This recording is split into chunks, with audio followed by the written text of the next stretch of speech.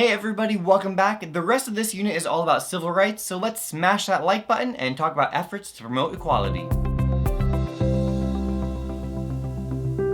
Civil rights protect people from discrimination based on group characteristics, such as race, national origin, religion, and sex. Up until this point in the unit, we've been discussing civil liberties, and I have to admit that people using these terms interchangeably is a huge pet peeve of mine. So I really want to emphasize the differences, and you can bet the AP exam will too. I described civil liberties as freedoms too. For example, the freedom to speak your mind, or assemble with people of your choice, or to bear arms if you so please. Civil rights are freedoms from. You have the right to be free from discrimination, or from being treated differently because of your race or sex, for example. We'll talk more about this in the second half of the video, but another huge difference is the role of government. Civil liberties restrict governmental power, saying that governments can't infringe on your civil liberties. With civil rights, governments are empowered to stop people from discriminating against other people. The basis of most civil rights legislation is the 14th Amendment's Equal Protection Clause. It's the next line after the Due Process Clause, and says, "Nor shall any state deny to any person within its jurisdiction the equal protection of the law." Remember the context. It's 1868. The Civil War just ended and slavery was abolished in 1865. But the infamous Dred Scott decision a decade earlier held that no person of African ancestry could ever attain citizenship, so the legal status of formerly enslaved people was far from settled. The first part of the 14th Amendment answered the citizenship question, saying that all persons born in the United States are citizens. After that, the Equal Protection Clause was included in the 14th Amendment to try to prevent southern states from infringing on the rights of people who were formerly enslaved and who were now officially citizens. The next video will discuss some of the ways states violated the civil rights of Black Americans, but for now, we're going to discuss a different element of the Equal Protection Clause: how it has supported and motivated various social movements. Social movements are broad-based, citizen-led movements that attempt to change policy. There are lots of examples, including but certainly not limited to the civil rights movement, the women's rights movement, and movement to advance LGBTQ rights. For each of these, the case can be made that the Equal Protection Clause supports and motivates such movements as people fight against inequality and fight against laws and practices that discriminate against various disadvantaged groups. The last required document of AP Gov is Martin Luther King Jr.'s letter from Birmingham jail, which I strongly urge you to read. It's extremely powerful and sadly still extremely relevant today. It was written in 1963 and is almost a thesis statement for the civil rights movement of the 1960s. Its connection to AP Gov is that we can view it as a demand for the fulfillment of the Equal Protection Clause, arguing for the end of state-established segregation policies. One of many examples of groups fighting for women's rights was the National Organization for Women, which was a group that had a leading role in that movement in the 1960s and 1970s. At times, social movements have achieved legislative success, sometimes quite significantly.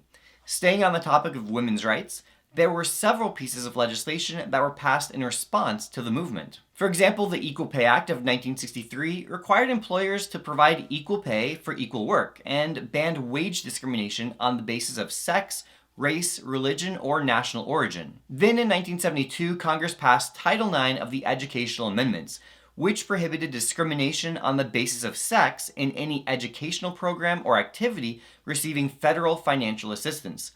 Put more simply, if a school received federal money, they couldn't discriminate against women. Probably the most well-known impact of this law was kicking the door wide open to women's sports in schools across the country. But do you notice the federalism angle here?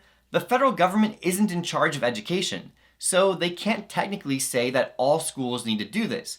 So they say that any school that takes federal money can't discriminate on the basis of sex. It's not always Congress, though, that responds to social movements. Likely the most famous Supreme Court case in U.S. history is Brown v. Board of Education, a 1954 case that used the Equal Protection Clause to ban racial segregation in public schools.